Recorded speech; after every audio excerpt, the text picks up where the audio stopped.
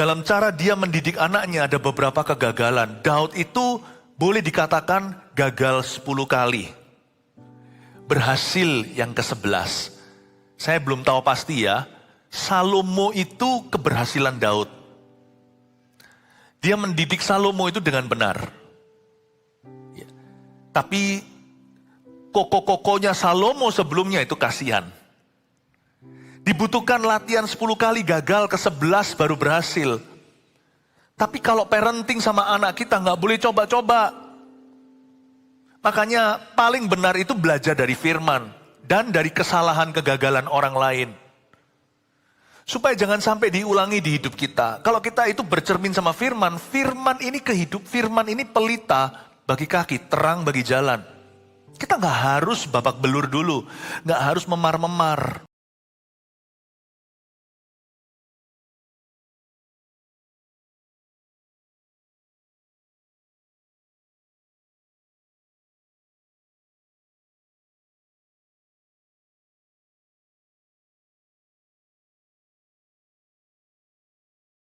Haleluya, puji Tuhan ya.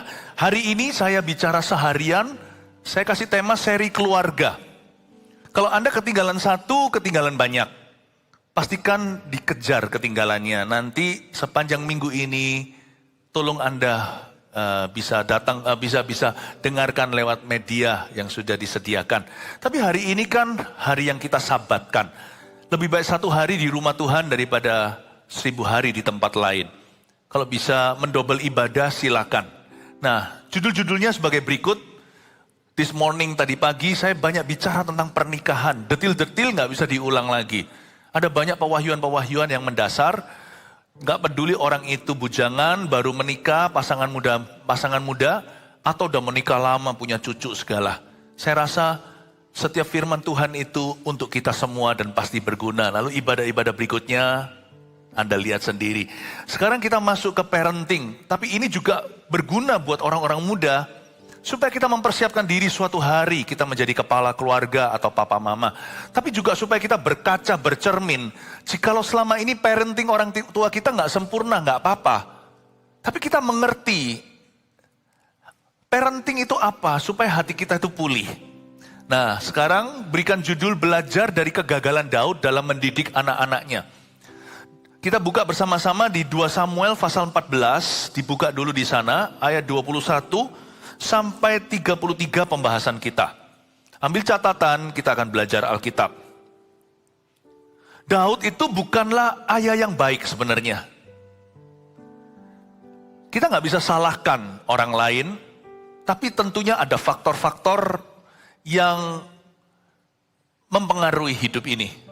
Mungkinkah Daud itu sebagai anak yang paling bungsu, dan dia itu usianya dibanding papanya si Isai, seperti kakek dan cucu. Apakah Daud itu kurang figur ayah? Saya nggak tahu, nggak usah spekulasi. Yang pasti Daud masih belajar sebagai seorang ayah yang baik. Memang dia adalah seorang nabi, seorang raja yang diurapi. Tapi itu tidak menggaransi menjamin bahwa orang kan berhasil di dalam rumahnya. Tak peduli jikalau dia seorang pendeta dengan bergereja besar. Kita semua tetap harus belajar dari nol besar kalau mau jadi papa dan mama di rumah. Standar Tuhan untuk lemari beda dengan kulkas. Saya bisa memimpin sebuah pelayanan yang berhasil, Anda bisa memimpin perusahaan yang berhasil pula. Tapi di rumah kita harus ikut lagi standar Tuhan. Parenting is a great job. It's a full-time job. Karena itu kita butuh Roh Kudus untuk tuntun kita. Dan Daud ini, masalah dia sih ekstra. Karena dia itu punya istri banyak. Gak sebanyak Salomo sih. Makanya guru kencing berdiri, murid kencing berlari. Papa merokok, anak akan ngedrak. Ya gak bisa pukul rata. Ya, tapi sangat possible, sangat mungkin hal itu terjadi. Daud itu istrinya beberapa, Tuhan gak pernah suruh loh. Itu keputusan dia. Makanya rumah tangganya berantakan. Terjadi pembunuhan. Kita harus hati-hati. Di ibadah 1 tadi saya jelaskan kenapa jangan ada pria idaman lain atau wanita idaman lain. Perselingkuhan itu gak tentu terjadi lewat kejadian. Perselingkuhan itu dimulai dari lubuk hati. Teman tapi mesra misalnya, nanti itu dengarkan sendiri ibadah yang sudah lalu. Tapi saya tunjukkan kepada Anda hari ini, kepada jemaat, bahwa kalau ada orang ketiga dalam rumah tangga, semuanya jadi serba salah. Nah, Daud punya masalah ekstra, tapi saya coba untuk ambil intisarinya, parenting dia gimana. Dalam cara dia mendidik anaknya ada beberapa kegagalan. Daud itu boleh dikatakan gagal 10 kali. Berhasil yang ke-11. Saya belum tahu pasti ya, Salomo itu keberhasilan Daud. Dia mendidik Salomo itu dengan benar. Ya. Tapi koko-kokonya Salomo sebelumnya itu kasihan. Dibutuhkan latihan 10 kali, gagal ke-11 baru berhasil. Tapi kalau parenting sama anak kita nggak boleh coba-coba. Makanya paling benar itu belajar dari firman dan dari kesalahan kegagalan orang lain. Supaya jangan sampai diulangi di hidup kita. Kalau kita itu bercermin sama firman, firman ini kehidup, firman ini pelita bagi kaki, terang bagi jalan. Kita nggak harus babak belur dulu, nggak harus memar-memar. Tapi kita belajar dari kegagalan Daud. Salomo seberhasil apapun Daud mendidik dia, tetap ada celah. Tabur tuai itu ada. Daud itu istrinya beberapa, Salomo 1000. Jadi tetap ya, pengajaran atau pendidikan kita itu sebatas teladan. Dalam hal ini saya tidak coba untuk mencela Daud, mempermalukan. Ini nenek moyangnya Tuhan Yesus. Tapi Alkitab itu nggak pernah silent, nggak pernah diem. Bahkan tentang kegagalan manusia-manusia Allah di perjanjian lama dan perjanjian baru. Alkitab itu sangat jujur. Paulus Barnabas bagaimana perselisihannya. Dari Musa, latar belakang pembunuhan orang Mesir itu, sampai Abraham dengan Hagar, sampai Daud dengan anak-anaknya. Alkitab itu very honest. Jadi kita tuh beruntung kalau baca Alkitab ini. Ya, kalau kita baca Alkitab itu, pasti kita sendiri akan dikikis. Clean Bible, dirty life. Dirty Bible, clean life. Messy Bible maksudnya. Kalau kita itu bolak-balik, halaman demi halaman kita pelajari dengan hati yang haus dan lapar akan kebenaran, kita akan dipuaskan. Kepuasan itu bukan perasaan, hidup kita akan berbeda. Jangan jauh dari firman Tuhan ya, ini pelita. Mari kita langsung baca teladan cerita Daud ini dengan harapan supaya Alkitab sejujur-jujurnya bongkar semua rahasia dengan tujuan supaya kita hidupnya benar dan berkenan kepada Tuhan. Ayat 21, 2 Samuel 14, sesudah itu berkatalah raja kepada Yoab, baik, kukabulkan permohonan ini, pergilah, bawalah kembali orang muda Absalom itu. Stop. Ayat 21 kita langsung ke episode tengah-tengah, sebuah sinetron. Apa sih yang terjadi kok Daud ngamuk sama Absalom, bawa kemari orang muda itu. Absalom ini adalah putra Daud nomor 3. Anak ketiga, anak cowok ketiga Daud. Daud ada banyak anak ya. Salomo mungkin yang ke-10-11. Tapi Daud ini mengamuk sama Absalom. Ada cerita sebelumnya, gak cukup waktu 1 jam dijelaskan, makanya saya lompat di tengah. Coba saya kasih sedikit backgroundnya, jaga-jaga kalau Anda kurang familiar dengan cerita ini. Daud ngamuk sama Absalom karena Absalom bunuh kokonya. Putra mahkota disembelih oleh pembunuh bayarannya Absalom. Mati di tangannya titinya. Daud ngamuk sama Absalom, dia sempat buron berapa lama. Tapi Daud undecided, tidak jelas mau apa. Lalu Yoab panglima tentaranya, PA, personal asistennya Daud berkata, Baginda, ayolah bawa anak muda itu kembali. Dan Yoab ini tricky. Yoab ini panglima tentaranya Daud. Jadi orang penting dalam kabinet kerajaan. Dia penasihat raja juga. Dia berkata sama Raja Daud, tolonglah bawa si orang muda itu pulang. Udahlah, ampunilah. Kedengaran baik ya. Tapi ternyata Yoab itu punya agenda pribadi. Ya, sedikit belajar tokoh-tokoh dalam Alkitab. Yoab ini siapa? Yoab sendiri adalah kemenakan Daud. Jadi Yoab sama si Absalom ini cousin sebenarnya. Tapi zaman dulu itu ya keluarga besar-besar, anak banyak. Cousin aja usianya bisa omnya. Kakak adik lah, bayangin kalau terpisah 11. Adik yang paling kecil sama kokonya itu sudah seperti uncle. Ya gitulah kira-kira ribetnya keluarga di perjanjian lama. Nah, Yoab berkata sama Daud, tolong bawa anak muda itu pulang kembali. Setelah berapa tahun lalu membunuh kokonya. Kokonya kenapa dibunuh ya? Amnon namanya, si putra mahkota. Kokonya ini, jijik sih, memerkosa adik kandungnya Absalom. Tamar namanya. Cakep sekali, cantik kayak Miss Universe. Ya beginilah kalau bininya banyak. Ginilah kalau ada selingkuhan. Sudah kayak keluarga sinetron beneran. Jadi Amnon itu, kokonya itu memerkosa Tamar. Tamar ini satu ayah dan satu ibu sama Absalom. Bingung gak? Ngamuklah. Koko tirinya perkosa adik kandungnya. Gak mau dinikahi lagi. Dianggap seperti pelacur. Habis manis sepah dibuang. Absalom dendam. Jangan pernah nilai orang dari paras elok rupanya. Orang ini ganteng pol. Tapi dia itu perasa di dalam hatinya dia gak bisa menerima. Lalu dia bunuh kokonya. Setelah itu buron lari. Nah ini ceritanya, kita lanjut ayat 22. Lalu sujudlah Yoab dengan mukanya ke tanah dan menyembah sambil memohon berkat bagi raja. Dan Yoab berkata, pada hari ini hambamu mengetahui bahwa tuanku raja suka kepada hamba. Karena tuanku telah mengabulkan permohonan hambamu ini. Berhenti. Yoab berkata, thank you, terima kasih.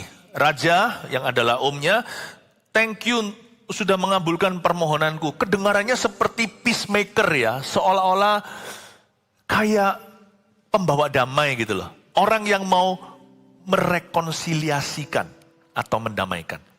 Tapi Yoab itu I don't trust him. Waktu kita baca semua portfolionya, profilnya dia, ini orang tricky. Dia ini ular. Ya, bukan serigala berbulu domba, ular berbulu bersisik ikan. Berbulu domba. Yoab ini kalau kita baca, not really that sincere. Mengapa ya? Ya, mengapa Yoab minta supaya Absalom ditarik kembali? Absalom lari ke luar negeri, lari dari daddy, lari dari papanya. Takutlah sama papanya sang baginda, dia nggak tahu. Nanti kalau papanya ketemu sama dia, papanya akan eksekusi atau ampuni, dia belum mengerti. Payah ya, jikalau anak nggak bisa nangkep hati papa. Gini loh, anak kita bisa salah, tapi anak kita nggak boleh salah paham sama hati kita. Kalau anak kita masih salah paham sama hati kita masih punya PR. Berarti kita tanam nilai dalam diri anak kita itu kurang-kurang. Paham ya? Standar parenting itu bukan anak kita tahu job deskripsi, bukan. Anak kita nangkep hati kita. Jadi kalau anak kita salah, dia tahu pendirian papanya terhadap kesalahannya. Dan dia tahu papanya akan ampuni dia, tapi papanya tidak akan go easy on him. Itu anak yang bagus. Berarti dia tahu bahwa disiplin menanti, karena papanya nggak bisa ditekuk atau disuruh mengabaikan suatu kesalahan. Tapi dia tidak akan meragukan. Papanya akan kasih dia jalan keluar. Kalau sampai seorang seperti Absalom, ini kan bukan putra ke-10. Ini baru putra yang ke-3. Harusnya son. Masih dekatlah sama ayah ibunya. Masa dia clueless, gak ngerti papanya nanti gimana. Jadi si Absalom ini berada di dalam sebuah kegelapan dalam jiwanya. Dia nggak kenal papanya. Dia tahulah papanya. Dia tahu ayahnya itu baginda, dia ini putra salah satu pangeran. Dia tahulah papanya peduli sama dia, masa papanya nggak pernah mainan. Tapi upon pendirian, tentang pendirian mengenai hal-hal yang prinsip di hidup ini, he had no clues. Dia nggak tahu. Papanya kira-kira gimana? Dia nggak paham. Dari sini saya tahu sampai terjadi pembunuhan semuanya ini, Daud telah menjadi ayah yang absen secara emosi dalam diri anak-anaknya. Dan ayah yang absen secara edukasi. Edukasi, bukankah Daud pasti sekolahkan dia di sekolah internasional? Atau di sekolah yang tertinggi, sekolah yang paling bergengsi, sekolah yang paling kompetisi, dan paling kompetensi. Ya, jangan salah loh. Pangeran-pangeran ini dari kecil langsung dilatih berbagai macam bahasa, berbagai macam budaya. Dilatih hal-hal yang gak perlu-perlu mungkin, seperti upacara tuang teh, nggak tahu ya, mungkin putri-putri permaisuri, putri-putri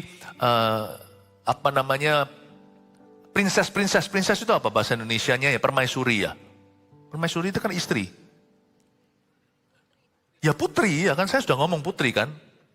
Ya putri-putri tersebut dilatih hal-hal yang nggak perlu malahan. Setahu saya dari sejarah raja-raja, pangeran-pangeran itu semua bisa panah, jago archery, jago naik kuda. Waduh, jangan bilang kalau edukasi nggak bisa melawan. Saya nggak ngomong semua edukasi itu. Edukasi daddy itu beda. What you don't find in schools and the top universities. Yang tidak kau temukan di sekolah dan universitas paling top di dunia. Dan itulah yang missing dalam diri Absalom. Bahkan Amnon, putra mahkota yang almarhum sudah dibunuh sama adik tirinya. Kok bisa sampai memerkosa itu loh. Jatuh cinta ceritanya sama adiknya Absalom. Jatuh cinta kok gak datang ke papa, kok tanya sama sesama anak muda geng-gengannya. Wah, kita tahu semua pergaulan orang-orang muda seperti apa. Tanya, menurut lu gimana? Aku seneng sama cewek ini. Gampang gini loh, kamu pura-pura sakit, lalu udahlah baca sendiri. Dari situlah menjebak adiknya sendiri dan memerkosa adik tiri. Jatuh cinta kan harusnya datang ke orang tua. Salah satu benang merahnya parenting yang harus Anda lihat ya. Ini tidak dikatakan Alkitab belak-belakan, tapi ini juga keluar dari hati yang diinspirasi oleh the Bible. Saya terapkan dalam hidup saya, gampang. Salah satunya, mereka jatuh cinta itu, setiap episode sinetronnya, Anda jangan putus. Gampang. Anak muda itu lihat percaya sama you atau tidak, dia ceritakan love life-nya atau tidak. Saya selalu ingatkan anak-anak, saya beritahu dari sejak kecil, kalau sampai papa mama, kalau sampai daddy tidak tahu kamu sekarang jatuh cinta sama siapa, I promise that I will not laugh. Saya janji saya tidak akan tertawa. Papa tidak akan tertawa. Tapi kamu mesti cerita. Cowok maupun cewek, saya terapkan yang sama. Mungkin kamu kalau seneng, terus nanti kamu berubah lagi, nggak apa-apa. Tapi kamu mesti cerita, papa mau tahu. Nggak apa-apa loh jadi ayah yang kepo, asal caranya betul, tidak dengan memaksa atau mengintimidasi. Tapi kita bangun kepercayaan, bangun rasa aman. Saya menganggap kalau anak saya bisa terbuka love life atau kehidupan cintanya, dia bisa terbuka apa saja sama saya. Amnon suka nggak cerita sama papa, tanya sama sesama anak muda, ya keluarlah ide perkosa. Kalau sama papanya kan, mungkin diberitahu, waduh nak, bisa diarahkan iya atau tidak, atau jikalau diarahkan kepada apa dan bagaimana. Tapi mungkin ayahnya nggak punya waktu. Papa itu sebenarnya punya waktu, tapi nggak punya pikiran untuk anaknya. Jujur aja sebagai orang tua, apalagi laki-laki, kita itu busy di sini. Susah untuk klik otak kanan, otak kiri. Susah untuk bisa berubah dari otak profesional ke empati. Tapi kita harus melatih. Kita harus melatih. Ya. Bukan suruh kita pura-pura, tapi kita harus komitmen untuk ganti gigi ketika sampai di rumah. You and me harus kasih pikiran ke anak. Waktu sih ada, tapi biasanya kalau waktu sudah disita di tempat kerja, pulang maunya me time. Me time bolehlah. Saya telah mengubah me time saya menjadi saat teduh pribadiku. Saya sudah mengubah itu dari puluhan tahun lalu. I don't have me time, you see. Not so much. Me time saya itu lebih us time, we time. Ada satu hal yang saya dapatkan ketika saya dekat sama Tuhan adalah individualistis saya dikikis. Mungkin itu yang perlu kita belajar terapkan secara disiplin dalam hidup ini. Bapak, Ibu, Saudara, saya melihat ada bolong-bolongnya cara mendidik anak ini. Saya nggak merasa lebih hebat, kita sama sekali nggak lebih hebat. Makanya kita dapat firman seperti ini di 2 Samuel 14. Karena Tuhan tahu kecenderungan kita bukan hebat, tapi hancur-hancuran. Makanya dikasih firman kayak begini. Supaya kita itu jadi was-was, dan supaya kita itu jadi mawas diri. Yoab ini beritahu sama Daud, tolong anak muda itu dibawa pulang. Yoab gak tulus-tulus banget, karena Yoab ini panglima perang. Dia tahu kalau Absalom ini pergi ke luar negeri bisa dimanfaatkan sebagai intel atau sebagai mata-mata kepada negerinya sendiri. Jadi Yoab tahu bahwa Absalom ini keliaran di luar sana, namanya pangeran loh, pasti dapat suaka dari raja-raja.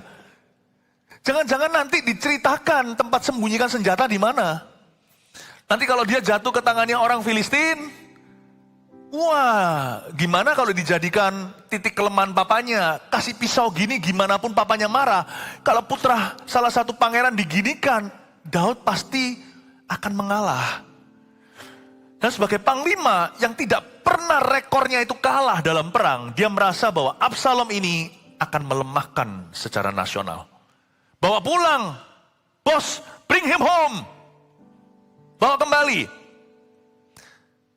Nanti saya tunjukkan ternyata ketika Absalom sungguhan minta tolong, Yoab tidak peduli.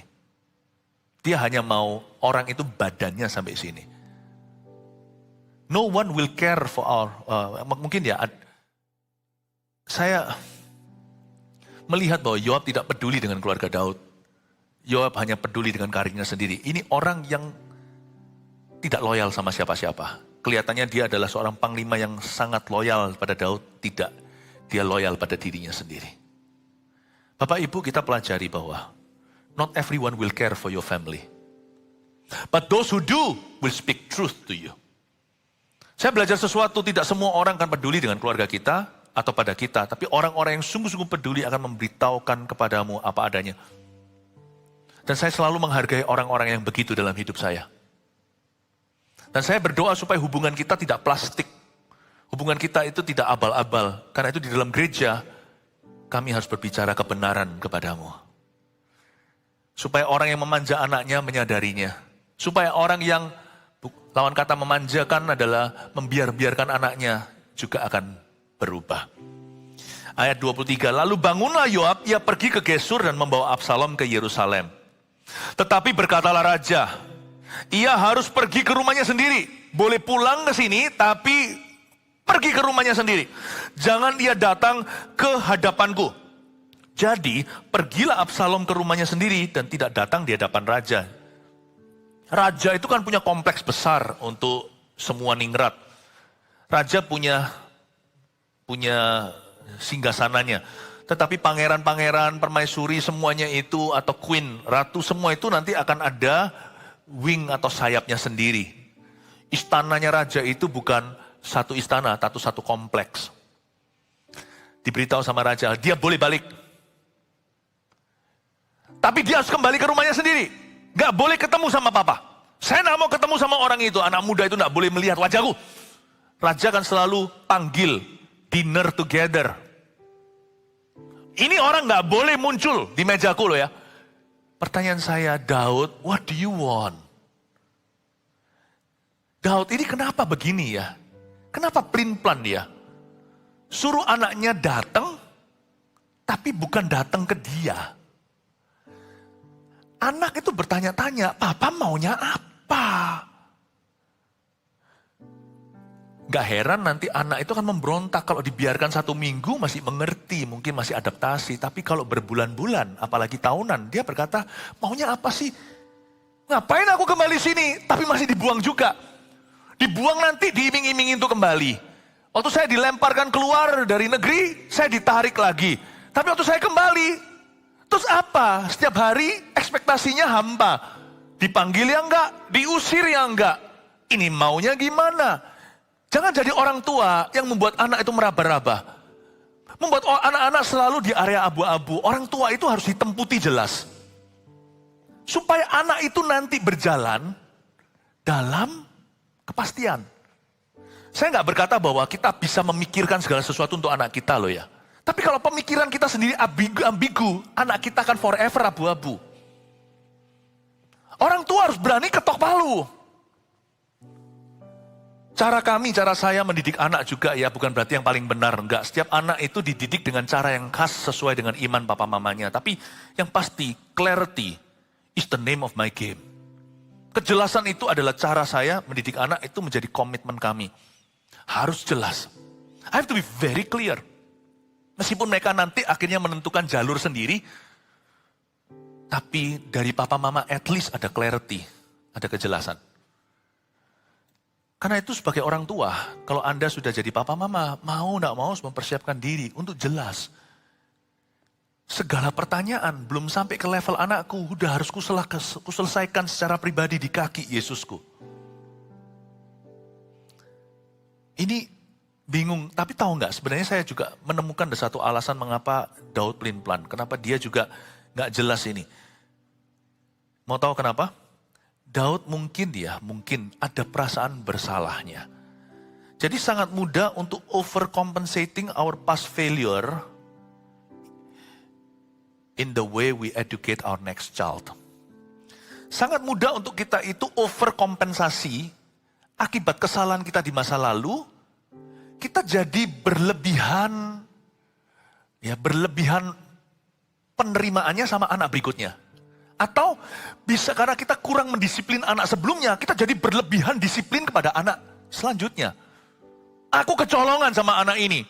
Dia hamil di luar nikah. Jadi yang ini, setiap laki-laki yang lewat dicurigai. Gak boleh kita jadi makhluk trauma. Menurut saya Daud ini ada sedikit regret, menyesalnya. Di hati dia yang kecil tahu bahwa Amnon sedikit banyak juga karena kesalahannya. Baik Amnon memperkosa maupun Amnon akhirnya dibunuh. Daud tidak clear on certain matters. Di beberapa hal Daud tidak jelas. Karena itu dia merasa dulu dia kurang mendidik putra mahkota si Amnon itu. Sekarang dia harus keras sama anak ketiga. Dia merasa dulu dia lepas-lepasan. Kalau bahasa Surabayanya cul-culan. Sekarang dia harus strength sama anak berikutnya. Jangan jadi orang tua yang all or nothing. Standar Tuhan itu selalu bukan moderat ya. Standar Tuhan itu tidak moderat. Tampar pipi kanan, kasih pipi kiri itu radikal. Standar Tuhan itu tidak moderat. Tapi standar Tuhan itu selalu wise, selalu bijak. Selalu bijaksana. Jangan all or nothing. Menurut saya, Daud ini agak sedikit salah shifting hati. Dia overcompensating karena dulu dia kurang tegas, sekarang jadi super tegas. Malah menurut saya terlalu tegas. Ya. Lebih baik anak itu yang seperti ini dihukum aja capital punishment. Hukuman mati kalau perlu, tapi rangkullah dan berkata, I still love you, tapi papa harus jadi hakim yang adil. Absalom tetap matinya itu kamguan, matinya itu bisa nerima. Daripada aku dibiarkan ini mau apa? Tapi kalau memang mau diampuni, Pak, ampuni aku totally. Daud gak bisa ngambil keputusan. He was undecided. Ayat 25. Di seluruh Israel tidak ada yang begitu banyak dipuji kecantikannya seperti Absalom. Dari telapak kakinya sampai ujung kepalanya tidak ada cacat padanya. Bayangin, ini orang gantengnya. Ya, sedikit melebihi saya. Bercanda. Ini orang saking gantengnya disebut kecantikannya. Berarti orang ini tampan sekali. Misalkan sekarang Korea itu, wah gantengnya sampai mulus mukanya. Absalom kayak gitu, tapi dia gagah. Ya. Di seluruh Israel nggak ada yang begitu banyak dipuji kecantikannya seperti Absalom. Anak Daud itu sebenarnya yang tiga putra yang sulung, Amnon yang mati tadi, yang kedua namanya Kileab. Yang Kileab ini nggak pernah disebut loh, kecuali namanya sekali doang. Kita nggak pernah tahu what happened to Lauer, anak kedua. Tapi dia lenyap aja di udara, tidak ada cerita. Mungkin karena memang anak ini tidak ada sesuatu yang istimewa, atau mungkin bisa jadi si Kileab itu memang bukanlah kualitas pemimpin. Jadi sesungguhnya loh ya, siapa putra mahkota berikutnya setelah Lauta meninggal dunia? Lausan, nomor 3. Absalom ini putra mahkota. Dia tahu dia itu aset. Belum lagi dia cantik, tampan. Kalau pemilu dia dipilih sama seluruh kaum Hawa. Gak ada cacat, ayat 26. Ya, apabila ia mencukur rambutnya pada akhir tiap-tiap tahun, ia mencukurnya. Karena menjadi terlalu berat baginya, maka ditimbangnya rambutnya itu. 200 shikal beratnya. Ingat-ingat 200 shikal itu berapa? Menurut batu timbangan raja. Ayat 26, Absalom punya rambut itu kalau dipotong, dapat 2,5 kilo. Bayangin rambutnya itu loh, dipotongan rambutnya aja 2,5 kilo. Ini menjadi bahan iri hati, baik kaum Hawa maupun kaum Adam. Rambut kita semakin tua, semakin naik, semakin menipis. Dia 2,5 kilo, almost 5 pounds. Ini orang ya, bangga. Rambutnya kalau dia sekali begini, langsung viral di TikTok. Tahu nggak, sedikit tambahan ya, bukan hanya tentang parenting. Apa yang kau banggakan, itu akan menjadi kejatuhanmu.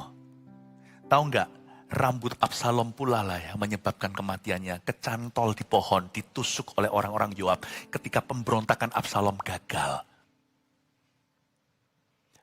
The same hair got him killed. Membuat dia dibunuh.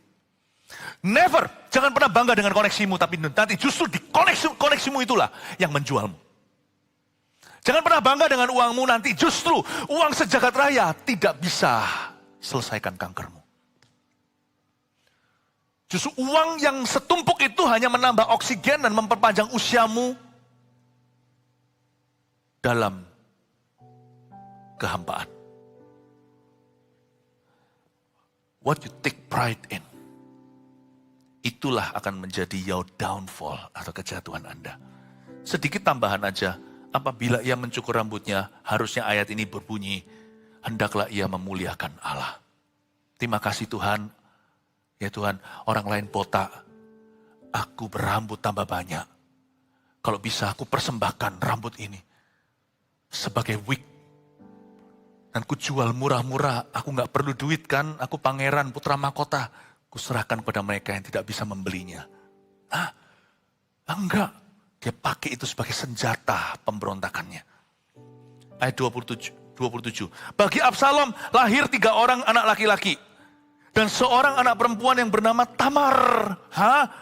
Ia seorang perempuan yang cantik kayak adik perempuannya yang diperkosa sama kakak tirinya Amnon. Anak perempuan semata wayang. Anak 3 lainnya laki, kalau di dalam keluarga Absalom kebalik melawan tradisi. Tradisi selalu memegahkan yang pria di dalam kerajaan. Tetapi kali ini karena ada satu histeri sejarah yang sangat menyedihkan, memilukan hati. Absalom menghargai anak perempuannya lebih. Seorang anak perempuan bernama Tamar. Kasih nama Tamar, nama adiknya yang harus menjanda seumur hidup. Bukan menjanda, harus jadi seorang yang tidak menikah selama-lamanya karena dicemari. Itu kasihan loh, zaman dulu itu kejam. Kalau sekarang kan pengampunan, bisa move on. Dulu enggak, udah selalu dia akan jadi korban sampai dia mati. Dia nggak bisa menikah sama siapa-siapa lagi. Nggak ada yang berani. Dia kasihan. Dari sini saya tangkap ayat 27, Absalom itu orangnya very deeply sympathetic. Absalom ini gak jahat. Kalau Anda baca pemberontakannya, wow jahat benar. Baca ayat 27, Anda tahu bahwa orang ini orang yang sangat simpatik. Pepatah berkata orang jenius adalah jenius di bidang tertentu tetapi bodoh sekali di bidang yang lain. Saya pernah lihat satu dokumentasi, ada satu orang jenius yang IQ-nya melebihi Einstein. Tapi akhir hidupnya dan perjalanannya mengenaskan sekali. Akhirnya kerjaan bawahan.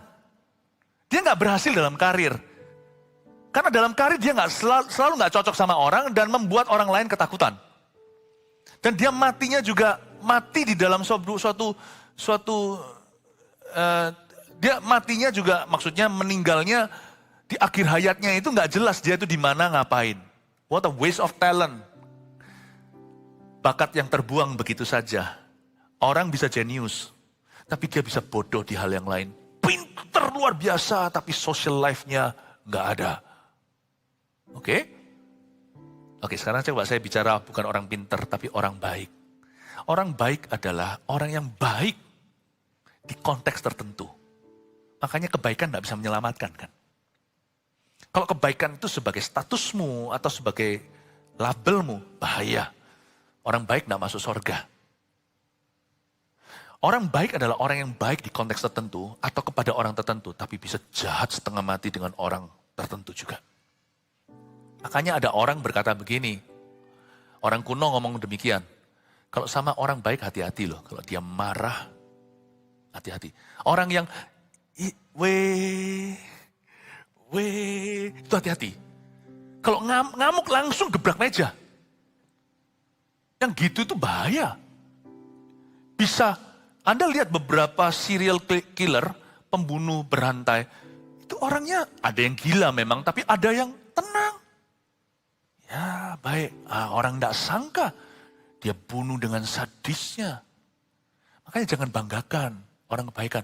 Dan jangan lekas-lekas kita menghakimi orang seperti orang menilai buku dari lembaran depan.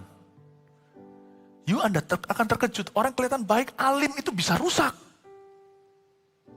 Jangan pernah kita lihat dan nilai orang itu dari personality, kepribadian, tapi dari karakter yang diisi dengan buah-buah Roh Kudus. Salah satu buah roh itu adalah kebaikan. Jadilah orang benar, bukan jadi orang baik. Sebab orang benar nggak akan berani jahat sama siapa-siapa, karena tinggal di dalamnya Roh Kudus, bukan roh jahat. Orang kalau benar di mata Tuhan itu pasti melahirkan buah-buah kebaikan. Coba lihat ya, beberapa ayah yang baik, papa mama yang terlalu baik, malah justru nggak baik buat anak-anaknya. Anak seperti liar karena kurang diajar, dari situlah keluar pepatah kata kurang ajar. Sebenarnya itu bukan kata sumpah serapah, itu sebenarnya ada sebuah kalimat menjelaskan untuk menyalahkan papa mamanya yang kurang mengajari dia, kurang fair sih memang karena anak juga punya keputusan. Namun demikian, hanya karena kita baik, udahlah janganlah, kita jangan keras sama anak kita, jangan tegur lah apa. Saya tadi pagi mohon-mohon. Bukan tadi pagi ya, kapan ya? Saya minggu ini kok pernah khotbah, saya lupa yang di mana. Saya mohon sama jemaat, penyerahan anak hari Jumat. Saya menyerahkan penyerahan anak di sini dengan mungkin seratusan anak. Lalu saya mohon kepada mereka sebuah pesan dari Tuhan dan pesan dari kami pengembalaan. Please jangan pernah pakai kekerasan terhadap mereka. Hentikan kekerasan di dalam keluarga. Ya. Tapi yang saya maksud dengan kekerasan ini, tough love. Cinta yang tegas. Kalau Anda dan saya menganut agama shera whatever will be. Somebody will claim your children anyway. Dan lebih celaka lagi kalau anakmu tidak diklaim sama siapa-siapa, berarti anak itu tidak punya tujuan. Atau diklaim apa-apa. Berani tegas. Berani tegas. Siapa menyimpan rotan tidak cinta anak itu. Saya tidak bicara tentang kekerasan secara fisik, karena itu adalah pendidikan yang paling buruk. Anjing aja nggak bisa dipukuli untuk dia nurut kok. Bisa nurut karena takut. Coba buka gerbangnya, lari dia, nggak kehilangan. Kalau dari Surabaya sini dia lari ke puncaknya langsung tiba-tiba entah di mana. Kalau dia bisa lari, dia lari. Cara mendidik dengan memukul itu cara yang buruk. Tapi kita mesti tegas. Absalom orang baik, tapi jadi jahat. Yang kita kejar adalah orang benar. Sebab orang yang benar itu akan menghasilkan buah-buah kebenaran. Salah satu buah kebenaran adalah the fruit of goodness. Kebaikan. Kindness, kemurahan hati. Ya, amin Bapak Ibu Saudara. Kalau cari pasangan hidup juga begitu. Uji dulu, kelihatannya baik ini. Lihat lagi. Saya cari staff juga sama. Kalau dia nggak bisa setia sama istrinya, nggak mungkin dia setia sama pekerjaannya. Saya nggak lihat orangnya tampaknya baik. Aduh, kayaknya ini orang yang sangat jujur. No, saya akan mencoba sebisa mungkin yang saya bisa ketahui. Saya mau tahu hidupnya benar atau tidak. Kaca saya firman. Menantu juga sama. Kebenaran. Mau cari suami, pasangan hidup, istri. Kebenaran. Righteousness. Kalau kita itu jadi orang benar pasti baik. Orang baik gak tentu benar di depan Tuhan. Absalom ini orang baik. Tapi jadi monster. Ini orang nekat sampai papanya mau dibunuh. Padahal dia begitu tender, hatinya lembut. Anak saja dikasih nama Tamar itu gak gegeran sama istrinya. Kok kasih nama adik lu? Setelah Absalom diam, ayat 28 di Yerusalem genap 2 tahun lamanya. 2 tahun ya? 2 tahun didiamkan. Dengan tidak datang ke hadapan raja. Maka Absalom menyuruh memanggil Yoab untuk diutus kepada raja. Tapi ia tidak mau datang kepadanya. Kemudian disuruhnya memanggil dia lagi untuk kedua kalinya. Tetapi ia tidak mau datang. Iya kan? Ceritanya Absalom ini sudah 2 tahun di Yerusalem. Jadi dia pulang ke Yerusalem tapi tidak pulang ke papanya. Lain cerita dengan Lukas 15. Si bungsu itu pulang bukan ke rumah saja, pulang ke pelukan ayah atau bapaknya. Lalu kan Absalom tanya sama calonnya, sama perantara. Yoab dipanggil sekali, gak muncul. Kedua kali, gak meresponi. Dari sini saya langsung menangkap, memang Yoab itu gak tertarik sama hubungan. Dia itu hanya punya agenda politik di tangan. Tapi Absalom itu yang menginisiasi rekonsiliasi. Menurut saya salah. Kalau Anda baca di Maleakhi pasal 4 ayat 6, hati bapak kembali ke anak dulu, baru hati anak kembali ke bapak. Responsibility, tanggung jawab terbesar itu di tangan orang tua. Lalu berkatalah ia kepada hamba-hambanya ayat 30, lihat ladang Yoab ada di sisi ladangku dan di sana ada jelainya. Pergilah, bakarlah itu. Wah, maka hamba-hamba Absalom membakar ladang itu. Lucu ya, beda kontras dengan prodigal son, Lukas 15. Dia datang itu menangis kalau Absalom pulang membakar. Dari sini kita tahu ya, ini orang baik loh ya. Orang ini tender sekali. Ini kalau Anda lihat itu di sekolah itu bukan yang preman. Ini anak yang alim, yang baik sekali.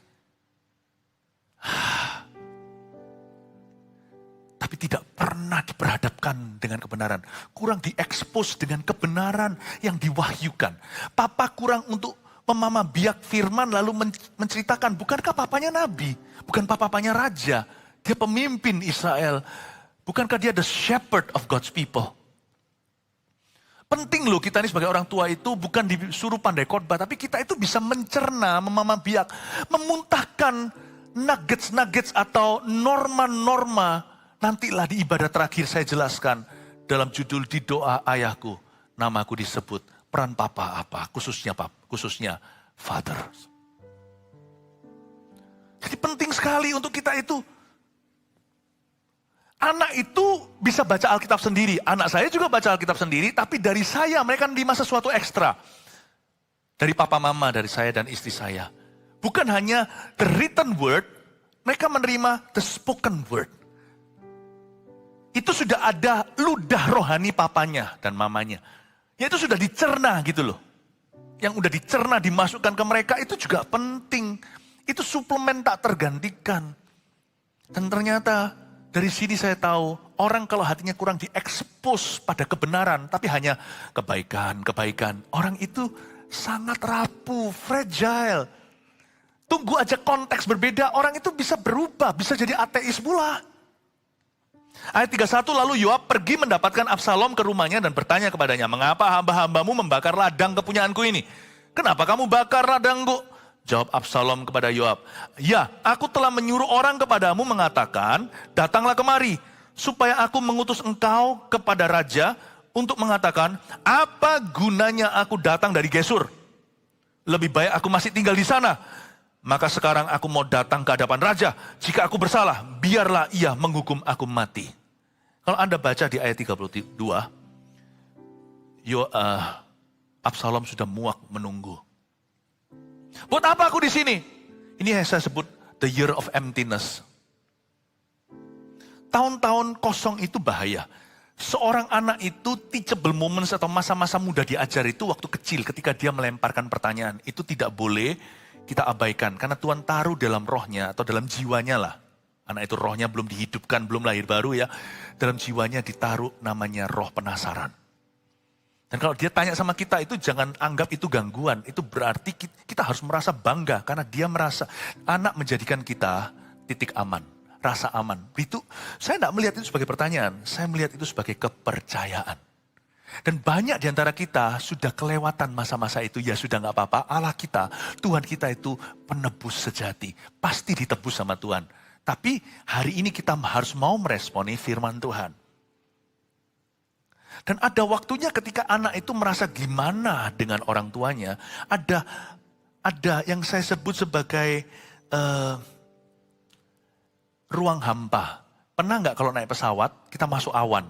Lalu tiba-tiba, jut gitu. Dan semua orang yang belum yakin akan keselamatannya, teriak bebas, gitu ya. Bukanlah, saya juga kadang-kadang juga takut kalau begitu. Meskipun saya tahu mati masuk sorga. Ruang hampa. Di dalam parenting kita, hubungan kita dengan anak, ada ruang hampa. Jut. Dan itu Anda akan rasakan, ada sesuatu nggak srek di sini. Roh Kudus itu nggak selalu bicara dengan written word. Dia juga bisa memberi kita intuisi. Jangan abaikan till tomorrow. Karena besok mood anak udah berbeda. Ada masa jutnya itu loh. Jutnya itu. Itu ada. Itu yang saya sebut ruang hampa sensitif untuk kepahitan. Disitulah masuk roh penolakan kalau kita tidak jaga. Itu yang disebutkan dengan, itu yang seringkali kadang-kadang dalam khotbah saya gambarkan sebagai gelas emosi yang harus terisi. Dan sayangnya setan took advantage, mengambil keuntungan atas ruang hampa Absalom dengan papanya. Kasihan. Dan dari kata-kata Absalom, jika aku bersalah biarlah ia menghukum aku mati saja. Nggak bersalah, anak ini merasa nggak bersalah. Bayangin loh, payah. Coba Anda baca, kalau aku salah, jika aku salah biar aku dihukum mati saja. Jika berarti selama ini pembunuhan yang dia lakukan sama kokonya itu, dia anggap sebagai justified murder, pembunuhan yang dihalalkan.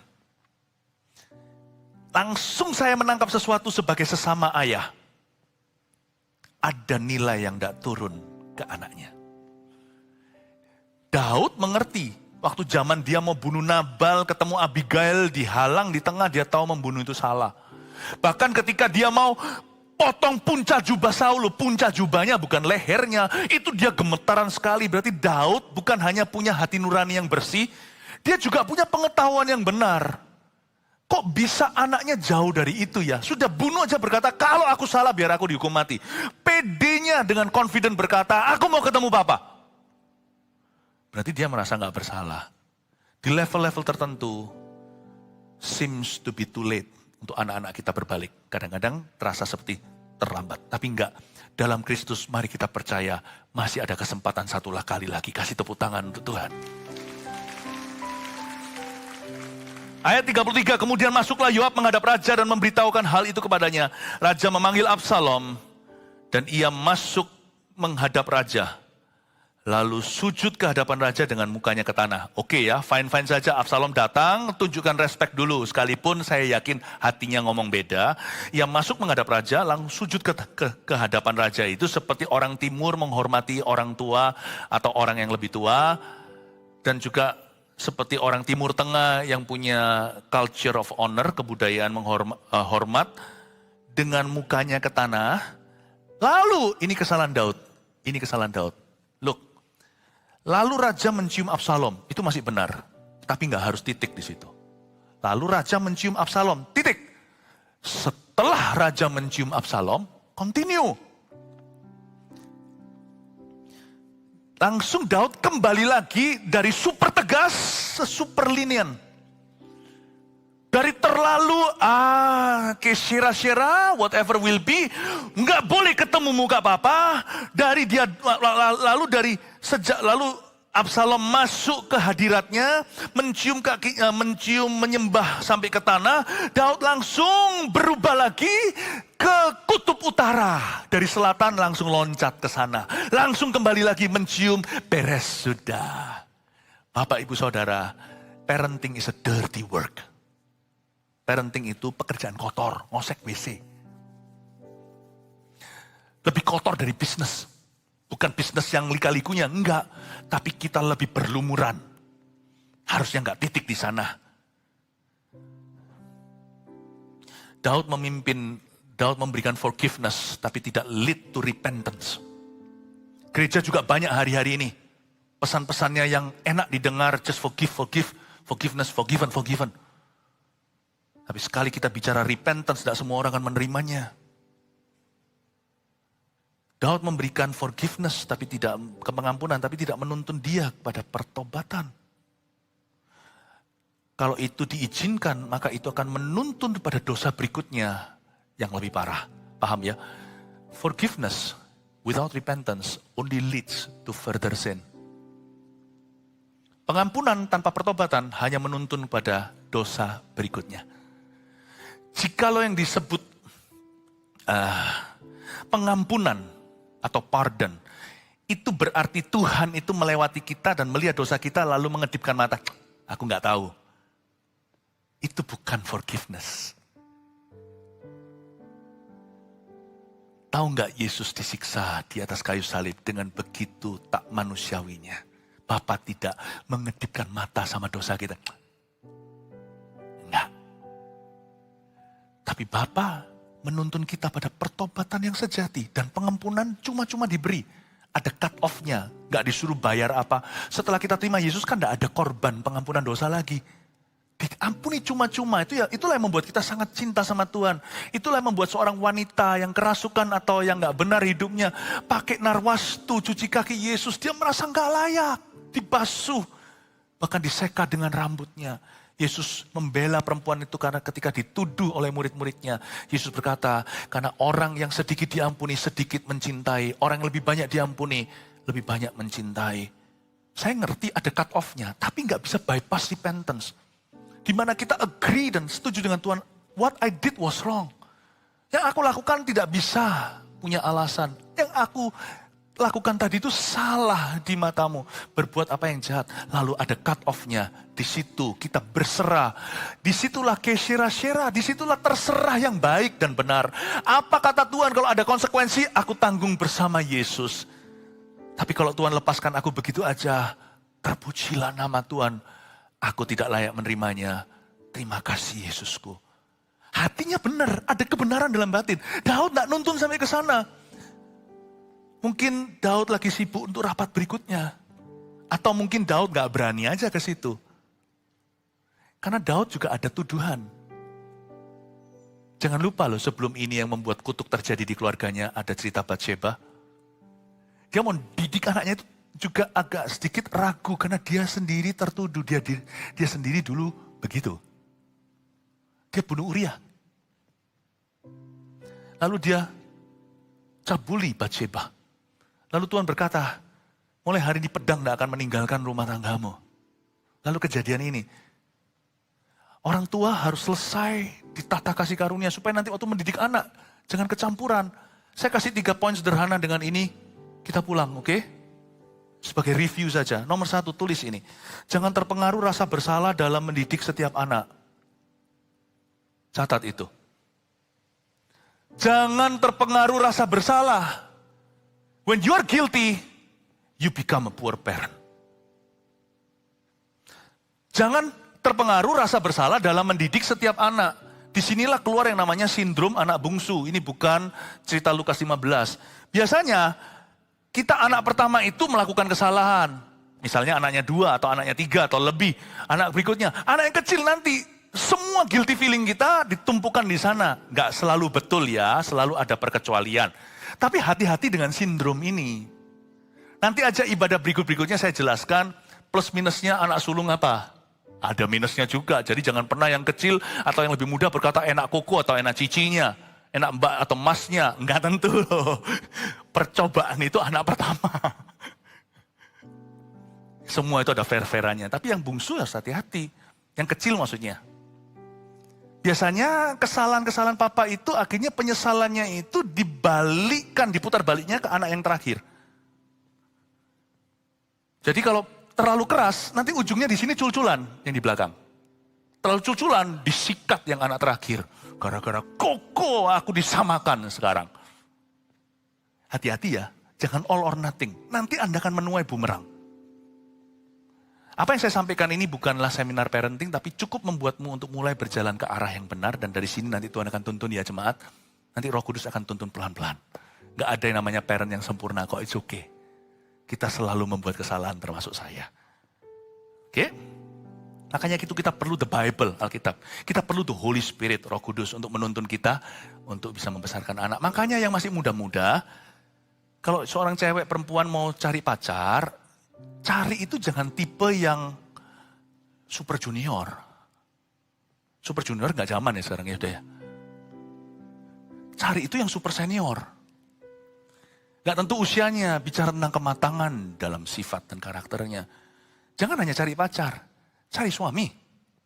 Cari calon papa anak-anakmu yang akan lahir dari kandunganmu. Kalau yang laki-laki juga, jangan cepat-cepat karena Anda tidak dapat pacar. Nanti Anda pacaran sama dia, jadi Anda dapat anak satu gudang sama dia. Pertanyaannya gampang pacaran. Siap nggak jadi kepala keluarga? Makanya anak-anak Army of God di sini masuk dalam kurikulumnya Tuhan. Kalau dia nggak bisa dipercayai dengan anak orang lain, gimana dia bisa dipercayai dengan anaknya sendiri? Coba baca itu Mamon Tidak Jujur. Harta sesungguhnya diberikan nanti. Saya bersyukur di gereja kita, anak kecil dilatih. Dari kecil dilatih punya responsibility. And I shall not apologize for what we are doing. Amin Bapak Ibu Saudara. 2, lebih baik anak kita tahu langsung dari kita daripada dari orang lain. Catat itu. Lebih baik tahu dari Daud, papa ini gimana? Mungkin Absalom tanya, kalau ngamuk ya ngamuk, ngomong langsung. Gentleman dong. Kalau ampun nih, sampai sekarang kok nggak ada tanda-tanda, aku kok belum dipanggil ke istana, ayolah. Lebih baik tahu dari kita, langsung dari kita. Daripada dari orang lain. Kalau kita kan seringkali begini, lewat ini. Jangan punya sifat begitu.